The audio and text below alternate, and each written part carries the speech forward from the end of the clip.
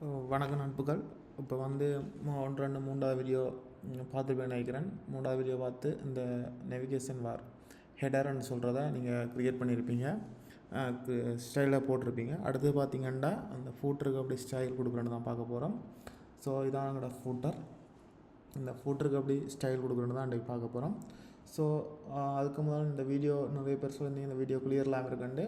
So எல்லா வீடியோவும் நல்லா கிளியராக தான் நான் அப்லோட் பண்ணியிருக்கு. நீங்கள் செட்டிங்கில் கிளிக் பண்ணி குவாலிட்டியில் கிளிக் பண்ணி நீங்கள் இதில் டொப்பில் விட்டிங்கன்னா ஓட்டோவில் விட்டிங்கன்னா சில உங்களோட டேட்டா கனெக்ஷனுக்கு ஏற்ற மாதிரி 144 பீலோடும் அதுக்கேற்ற மாதிரி நீங்கள் அட்ஜஸ்ட்மெண்ட் பண்ணிங்கன்னா உங்களுக்கு டொப் கிளியரில் பார்க்கக்கூடிய மாதிரி இருக்கும்.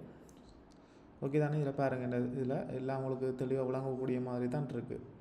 ஸோ உங்களுக்கு கிளியராக வேணும்னா அப்படி கூட்டிக்கொள்ளுங்க. ரைட், நான் கோடிங்குக்கு போவோம்.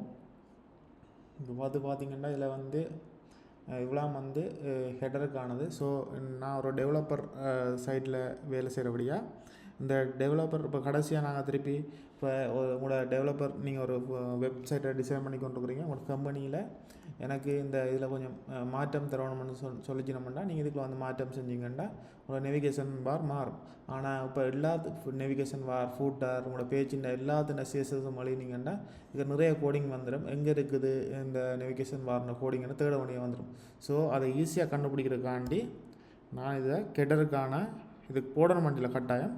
ஸோ ஒரு ப்ரொஃபஷனலாக இருக்கும்ன்றதுக்காண்டி போடுறேன். Header CSS start start start. இது வந்து இப்படி போட்டால் என்ன அர்த்தம்னு பார்த்தீங்கன்னா இதை வந்து கைட் பண்ணி விட்டுருக்கேன். இது வந்து கோடிங்கில் பிரிண்ட் ஆகாது. ஸோ இது வந்து ஒரு டெவலப்பர் பார்க்குறதுக்காக யூஸ் பண்ணுறது. ஸோ இங்கேயும் பேஸ் பண்ணி எண்ட்.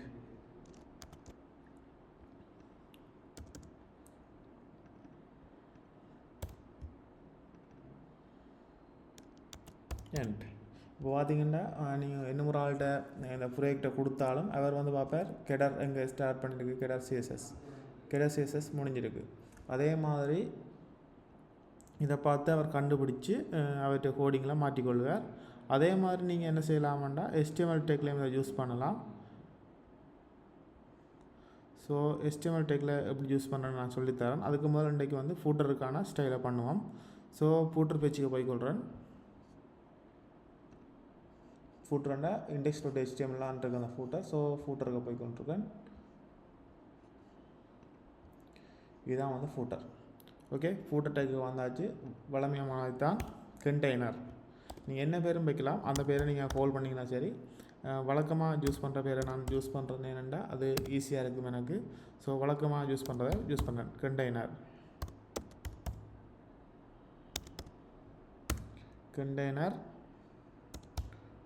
Footer container.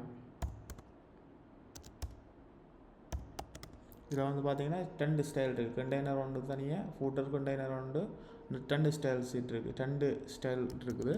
ஸோ இதை கொண்டு வந்து சிஎஸ்எஸில் வரேன். சரி, இதே காப்பி பண்ணுறேன்.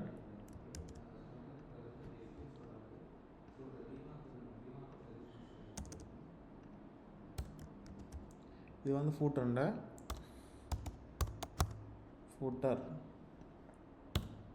அதே மாதிரி footer end start. Okay, footer style இதுக்காக வரப்போகுது. ஸோ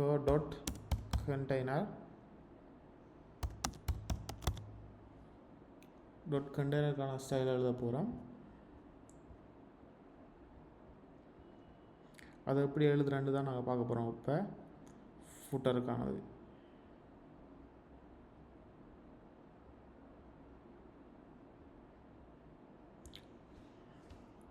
பார்த்தீங்கன்னா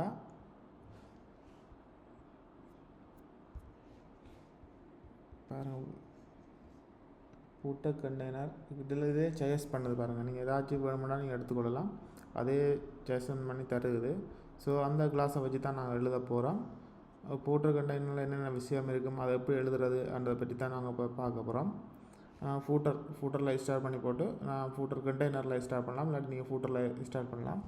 ஸோ நான் கண்டெய்னர் வச்சுக்கொண்டு ஃபூட்டரில் ஸ்டார்ட் பண்ணுறேன். இதில் வந்து ஃபூட்டர் கண்டெய்னர் ஒன்று தானே. இதில் ஸ்டார்ட் பண்ணுறேன். இந்த ஸ்டைல் இதுக்கான ஸ்டைலை இங்கே எழுத போகிறேன்.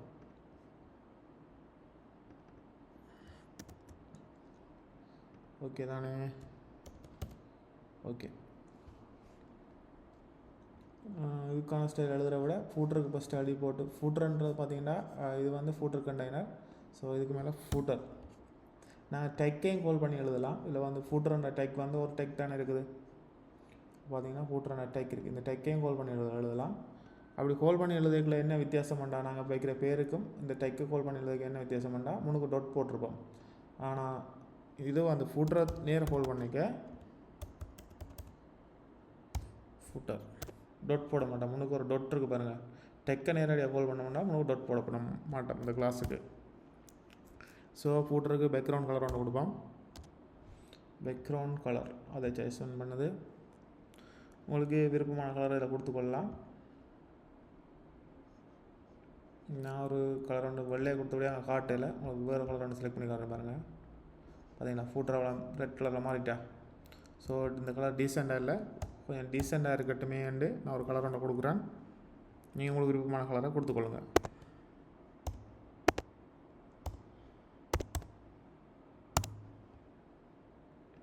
ஓகே, நீலம். ஓகே, இதுக்கு பார்டர்லாம் கொடுக்க சரியாக வரும், பரவாயில்ல, பார்ப்போம். அடுத்து பார்த்தீங்கன்னா கலர். சாரி,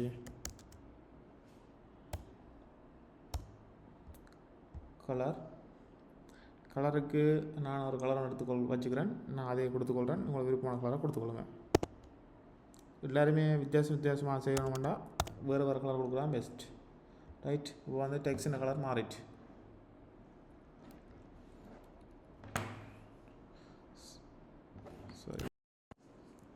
சாரி கைஸ், என்ன விஷயம்னா அதில் வீடியோ இடையில் ஸ்டாப் ஆகிட்டு நான் ரெக்கார்ட் பண்ணிக்கிற பைக்கில்.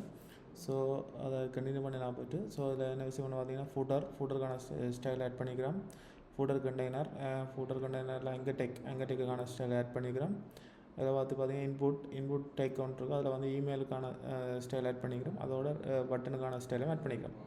ஸோ இதில் ஆட் பண்ணின ஸ்டைல் இவ்வளோ தான். உங்களுக்கு இவ்வளோ பிளாங் பண்ணிக்கிறேன், இதை எக்ஸ்பிளைன் பண்ண தேவையில்லை. அதே மாதிரி இண்டெக்ஸுக்குள்ளே போய் பார்த்தீங்கன்னா ஒரு லைன் ஒன்று ஆட் பண்ணிக்கிறேன். இதில் எல்லா வெப்சைட்லேயும் பார்த்தீங்கன்னா கடைசியாக காப்பிரைட்ஸுக்கான ஒரு லைன் இருக்கும். ஸோ நான் அதை ஆட் பண்ண விட்டுட்டேன் எங்களோட வெப்சைட்டில். ஸோ அதுக்கான ஒரு லைனை பிடெக் ஒன்று போட்டு காப்பிரைட்ஸுக்கான இதை போட்டிருக்கேன். இதில் உங்களோட இண்டெக்ஸ் நம்பரை கொடுத்து கொள்ளலாம் காப்பிரைட்ஸுக்கானது. ஸோ இந்த இண்டெக்ஸ் நம்பரை இதில் கொடுத்து விட்ருக்கேன். ஓகே, அடுத்து பார்த்திங்கன்னா ஸ்டைலுக்கு போவோம், அப்படியே கண்டினியூ பண்ணுவோம். பட்டனும் போட்டாச்சு. இப்போ பார்த்திங்கன்னா மேலே எங்களோட நேவிகேஷன் மார்க் ஹெடரில் வந்து கொஞ்சம் விஷயம் தான் இருக்குது. ஆனால் ஃபுட்டரில் நிறைய விஷயம் இருக்குது. ஸோ நிறைய விஷயம் இருக்கிறபடியாக நாங்கள் தனிப்பட்ட ரீதியில் அதை டிசைன் பண்ணலாம் ஒன் டைம். ஸோ இப்போ பார்த்திங்கன்னா காப்பிரைட்ஸுக்கு பார்த்திங்கன்னா காப்பிரைட்ஸ் அண்ட் இதில் வந்து நாங்கள் வந்து இங்கே காப்பிரைட்ஸ் அண்டு கிளாஸ் ஒன்றை உருவாக்கணும். ஸோ இதில் வந்து நான் காப்பிரைட்ஸ் அண்ட் இண்டெக்ஸுக்கு போகிறேன். இண்டெக்ஸ்க்கு போயிட்டு இதில் வந்து பார்த்தீங்கன்னா ஃபூட்டரில் பார்த்தீங்கன்னா காப்பிரைட்ஸ் இருக்குது. ஸோ அதை பிடெக்குலேயே நான் அதுக்கான ஒரு டிவ் டெக் ஒன்று போட்டு கிளாஸ் போடாமல் பிடெக்குலேயே ஒரு கிளாஸ் ஒன்று ஓப்பன் பண்ணுறேன். அதுக்கு பேர் வைக்கிறேன் காப்பி ரைட். ஓகே, இது உங்களுக்கு விளங்கிருக்கும் நினைக்கிறேன். காப்பிரைட் 2 பேர் வச்சுட்டேன். ஸோ அதுக்கான ஸ்டைல் எழுத போகிறேன். ஸோ அதை கொண்டு வந்து இங்கே காப்பிரைட்ஸ் என்னதை கால் பண்ணுறேன். டாட்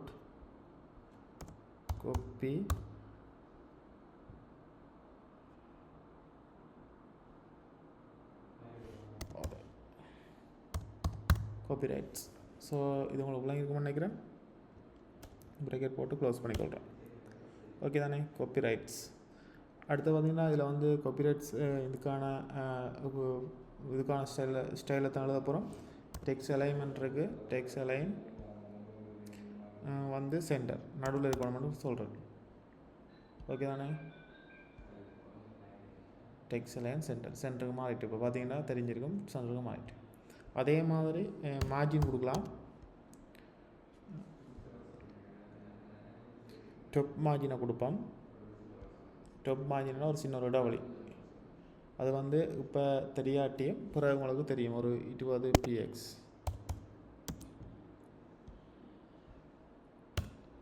அடுத்து பார்த்தீங்கன்னா ஃபont ஃபொண்ட் சைஸ் கொஞ்சம் சின்ன இருக்கணும்ன்றபடியாக ஒரு 0.9 EM. ஓகே, சின்ன ஆகிட்டுதா ஃபொண்ட் சைஸ். அதே மாதிரி கலர்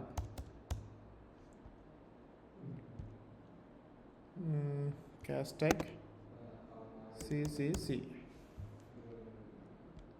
ஓகே, கலரும் ரைட். அதே மாதிரி பார்த்தீங்கன்னா சப்ஸ்கிரைப் பாக்ஸ் இருக்குது. ஸோ சப்ஸ்கிரைப் பட்டனுக்கான டிசைன் பண்ணுவோம். ஸோ அதுக்கு முதல்ல சப்ஸ்கிரைப் அண்ட் இதுக்கான கிளாஸை கால் பண்ணுறதுக்கான ஒரு வரியை அங்கே எழுதிக்கிறாங்கன்னு பார்ப்போம்.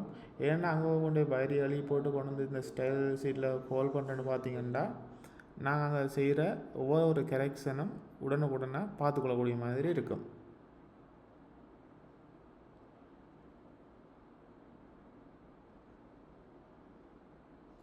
அதே பார்த்திங்கன்னா இதில் வந்து சப்ஸ்கிரைப் பட்டன் வந்து இமெயிலில் சப்ஸ்கிரைப் பண்ணக்கூடிய ஒரு பட்டன் ஒன்று இருக்குது. ஸோ சப்ஸ்கிரைப் பட்டனுக்கு முன்னுக்கு ஒரு டியூ டேக்கனை போடுவோன்னு பார்க்குறேன். இதில் பார்த்திங்கன்னா இதில் வந்து நியூஸ் லேட் இருக்குது. அதுக்கு முன்னில் பார்த்திங்கன்னா சப்ஸ்கிரைப், இதான் அந்த சப்ஸ்கிரைப். ஸோ H3க்கு பிறகு அந்த சப்ஸ்கிரைப் வாங்குது. ஸோ இதில் வந்து ஒரு டியூ டேக்கனை போடுறேன். Class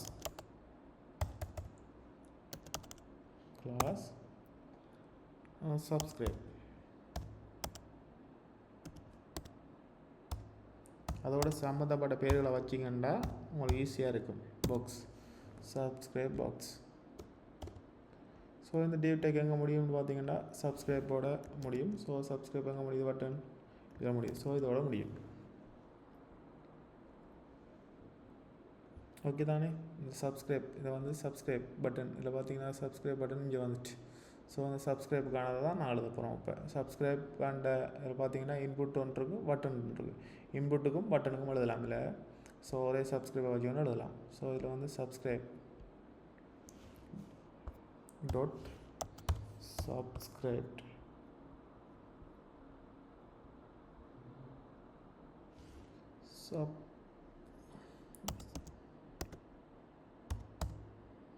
subscribe dash box. Okay, அங்கே வச்ச பேர் ஞாபகம் இருக்குது தானே உங்களுக்கு. சப்ஸ்கிரைப். இதுக்கு வந்து டிஸ்பிளே ஃப்ளெக்ஸ். ஓகே, டிஸ்பிளேல ஃப்ளெக்ஸை கொடுத்தோன்னா பார்த்தீங்கன்னா அதுக்கு ஏற்ற மாதிரி வந்துட்டு. அடுத்து பார்த்தீங்கன்னா கேப்.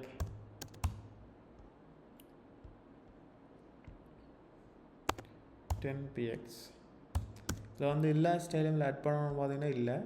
ஸோ இந்த கேப் கொடுக்காடி எல்லாம் ஒட்டுப்பட்டிருந்தது. கொஞ்சம் அழகுக்கான நிறைய ஸ்டைல் நான் யூஸ் பண்ணுறேன். ஸோ அழகுக்கான நிறைய ஸ்டைலை யூஸ் பண்ணுறேன். உங்களுக்கு விருப்பமான ஸ்டைலை நீங்கள் யூஸ் பண்ணிக்கொள்ளுங்க.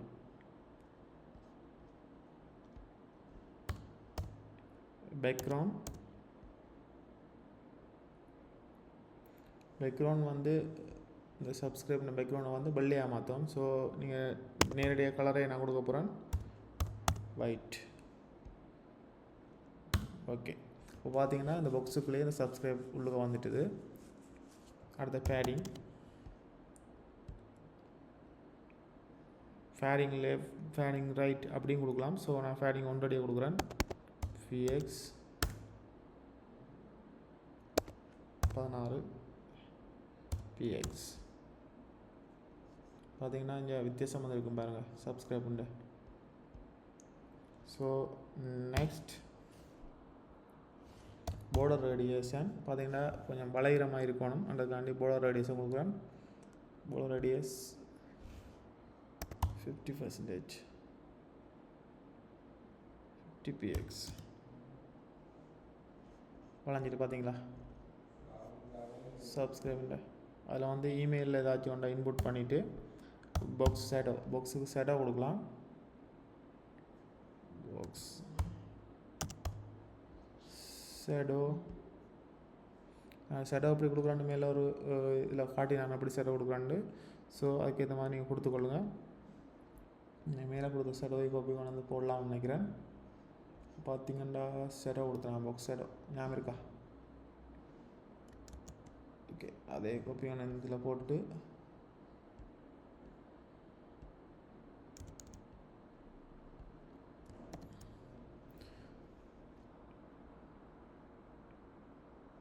வந்து ஆர்ஜிபி கலரில் கொடுக்காம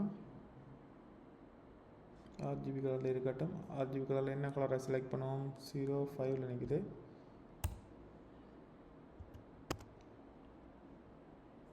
ஒரு லைட் கலர் ஒன்று செலக்ட் பண்ணி விட்ருக்கேன். உங்களுக்கு பார்த்தீங்கன்னா இந்த கலரை பார்க்கலாம். அதே மாதிரி சப்ஸ்கிரைப் என்ற இதுக்குள்ள இன்புட் இப்போ பார்த்தீங்கன்னா சப்ஸ்கிரைப் இதில் வந்து பார்த்தீங்கன்னா சப்ஸ்கிரைப் ஸ்லாஷ் பாக்ஸ் என்ற இதுக்குள்ள இன்புட் இதுக்கான இதை தான் எழுத போகிறோம். Okay, dot subscribe box W input இந்த பிரேக்கெட்டை பார்த்து போட்டுக்கொள்ளுங்க. Type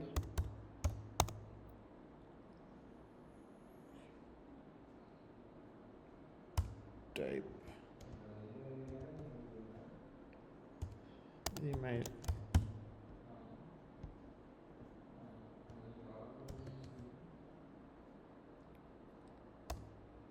border non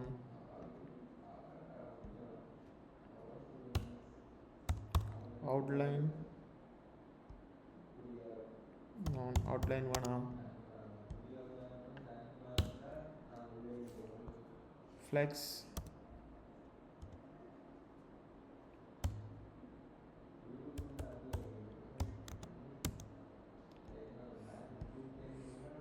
for 1 font size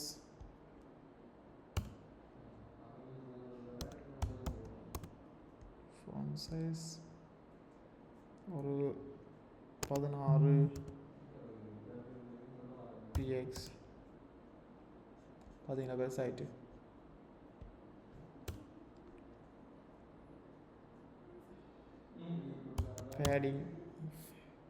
fading கொடுக்கலாம். ஏன் இந்த ஃபேடிங்லாம் கொடுக்குறேன்னா ஒரு நீங்கள் மொபைலில் யூஸ் பண்ணிக்கல ஒரு மாதிரி வரும், ஃபோனில் யூஸ் பண்ணிக்க ஒரே மாதிரி வரும். அதுக்கேற்ற மாதிரி அட்ஜஸ்ட்மெண்ட் பண்ணுறதுக்காண்டி தான் கொடுக்குறோம். ஃபேடிங்கை கொடுக்குறேன். ஃபேடிங் வந்து ஒரு 10 px.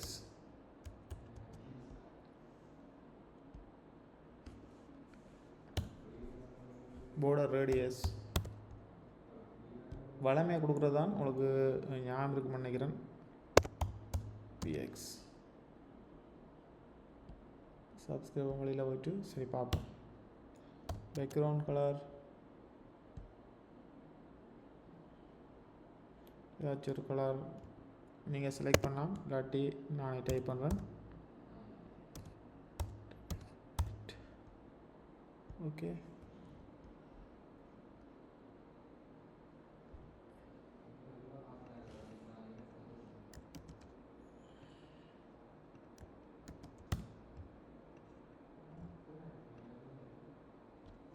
ஸோ இப்போ வந்து நாங்கள் இவ்வளோதான் டிசைன் பண்ணிக்கிறோம். அடுத்த விஷயம் பார்த்திங்கன்னா சப்ஸ்கிரைப் பட்டன். இந்த பார்த்தீங்கன்னா சப்ஸ்கிரைப் பண்ண இந்த இதுக்கானது அளிக்கும். இப்போ பார்த்திங்கன்னா ஒரு சின்ன ஒரு கலர் வித்தியாசத்தில் இருக்குது இந்த இமெயில் டைப் பண்ணுற இடம். ஸோ இந்த பட்டனை டிசைன் பண்ணுவோம்.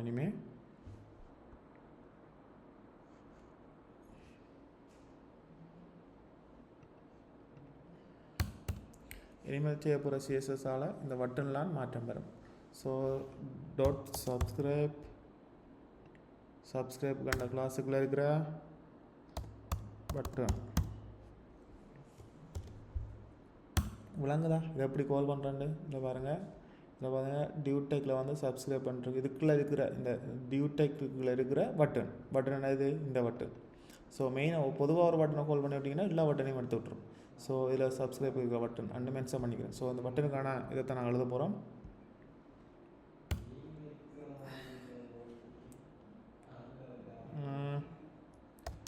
பேக்ரவுண்ட்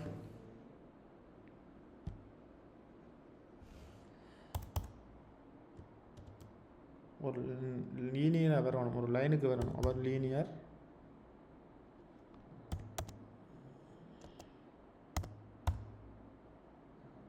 குடன்ட் சரிதானே? இதுக்கு வந்து 135 போடுறேன். உங்களுக்கு தேவையானதை மாற்றிக்கொள்ளுங்க. அதே மாதிரி கலர்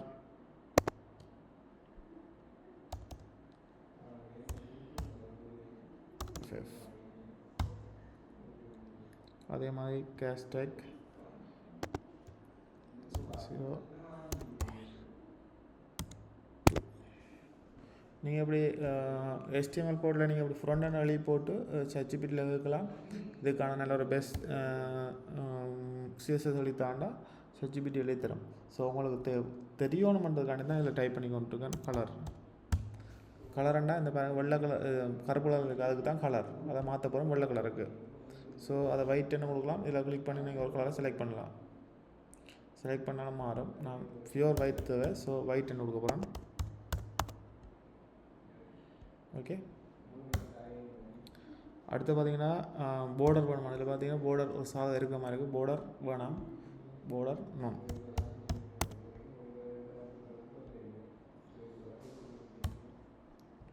சின்ன சைஸில் பார்க்க சில தெரியாது, பெரிய சைஸில் பார்க்க தெரியும். ஃபேடிங் போடலாம். ஃபேடிங்ன்றது இந்த சப்ஸ்கிரைப் பண்ணுறதுக்கு மேலே எங்களையும் ஃபேடிங் 10 px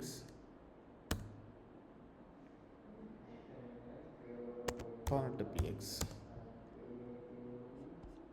மேலால் சைட்டால் பேடிங்.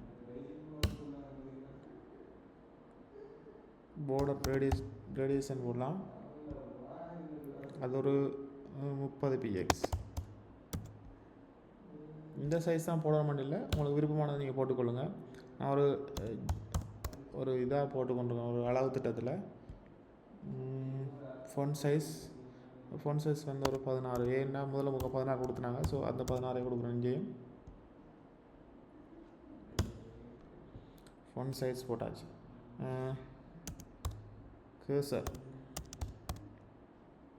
கர்சர் பாயிண்ட் இது பாருங்கள். இப்போ பாருங்கள், இதில்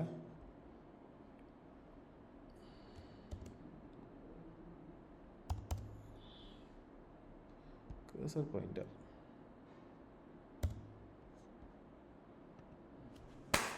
இதை கர்சரை கொண்டு மாறுற மாதிரி எழுதிக்கிறோம். ட்ரான்சிஷன் இதெல்லாம் எழுதணும் மாட்டில்லை, நீங்கள் எழுதுறேன்னு எழுதலாம்.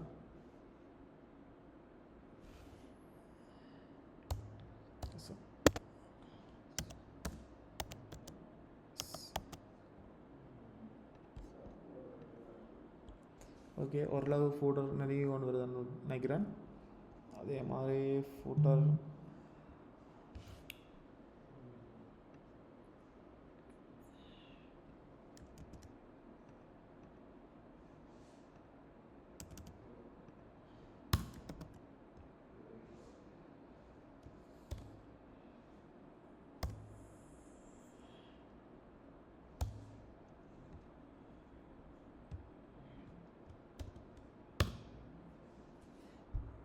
இதில் வந்து பேக்ரவுண்ட் முதல்ல கொடுத்துனாங்க.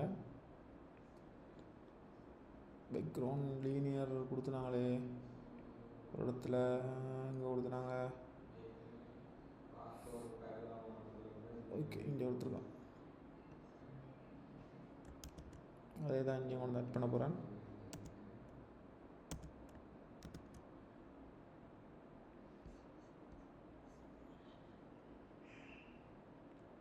ஸோ ஆனால் இதில் வந்து நான் இப்போ வந்து கலரை மாற்ற போகிறேன். 110 இருக்கட்டும். கேஷ் சேவர் 56 D2. முதல்ல இருந்த கலரே ஓகே தான் இருந்தால் நான் கொஞ்சம் டிஃப்ரெண்ட் ஆகும் முன்னாடி மாற்றுறேன். உங்களோட நிறைய ரசனை இருக்கிற ஆக்கள் நிறைய மாதிரி செய்யலாம், வேறு டிசைனில் செய்யலாம். நான் ஒரு டிசைனில் செஞ்சு கொண்டிருக்கேன். ஓகே தானே, வந்து ஃபூட்டர் ஒரு டிசைன் ஆகிட்டு நினைக்கிறேன். ஃபூட்டரில் வந்து ஓகே ஒரு ஃபூட்டர் ரெடி ஆகிட்டு ஃபூட்டர் ஓகே. இதில் கொஞ்சம் இதில் வந்து லைன் எல்லாம் சரியாக ஆக்கணும்னு நான் நினைக்கிறேன். கொஞ்சம் வித்தியாசம் இருக்குது, பிள்ளை இருக்குது. ஸோ அதை கொஞ்சம் அரேஞ்ச் பண்ணுவோம். ஃபூட்டர் ஓகே, டேக்கே போய் பார்க்கலாம். ஓகே, ஃபூட்டருக்கானது கெட்டருக்கானது ஃபூட்டருக்கானது ஓகே. இதில் வந்து டிவ் டேக்கர்னு போட்டிருக்கான். வந்து கண்டக்டர்ஸ் ஓகே. வந்து எல்லாமே ஓகே இருக்குது. இதில் வந்து என்ன இதில் பிழைக்குது, அதே மாதிரி வந்து இதில் ஒன்றும் டைப் பண்ணிக்கல, சென்ட் கொடுக்கல, ஃபில் பண்ண அப்புறம் தான் அடுத்ததுக்கு போகணும் அந்த மாதிரி கேட்குது. ஓகே, அதுவும் சரியாக தான் கொடுத்துருக்கோம். ரிக்வெஸ்டட் கொடுத்துருக்கோம் தானே, அப்போ அது ஃபில் பண்ண அப்புறம் தான் அடுத்த லைனுக்கு போகணும்னு சொல்லும். ஸோ அதுவும் சரியாக வேலை செய்யுது.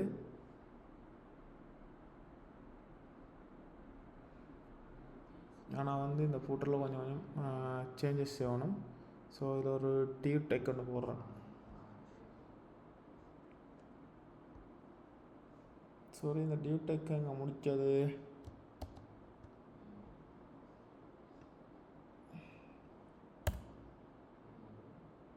ஓகே, முடிச்சாச்சு due tech.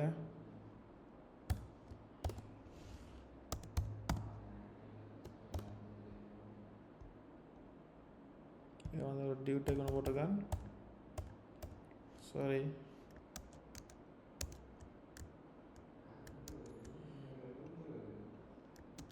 Due deck. Okay, இந்த டியூ டெக் கொண்டு வந்து இங்கே முடிப்போம்.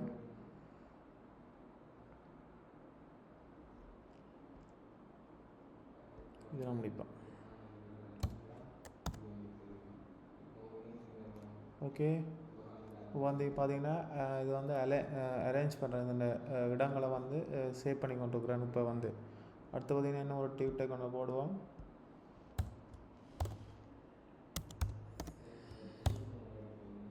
ஓகே, இதை கொண்டு வந்து போடுவோம். H3 ஃபோம்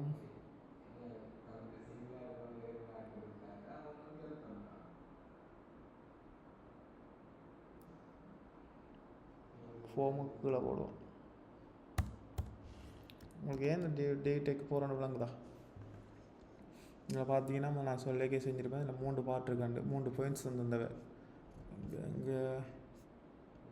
ஓகே, இதில் வந்து 3 பாயிண்ட்ஸ் வந்தவை. அட்ரஸ் இது ஒரு இவ்வளோ ஒரு டியூ டேக்குக்கு, இவ்வளோ ஒரு டியூ டேக்குக்கு, இவ்வளோ ஒரு டியூ டேக்குக்கு, இவ்வளோ ஒரு டியூ டேக்குக்கு போட்டோம்னா செப்பரேட்டாக மாற்றும். ஸோ அதுக்காகத்தான் இந்த டியூ டேக் நான் யூஸ் பண்ணி கொண்டிருக்கிறேன்.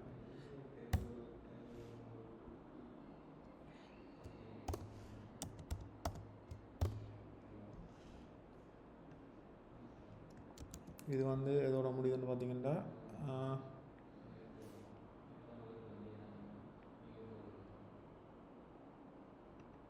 பட்டனுக்கு மேலே. ஓகே, இப்போ ஓரளவு அரேஞ்ச்மெண்ட் பட்டு நினைக்கிறேன். எங்களோட சைடில் ரீப்ளேஸ் பண்ணுவோம். ஓகே, இது வந்து கீழே வரணும்.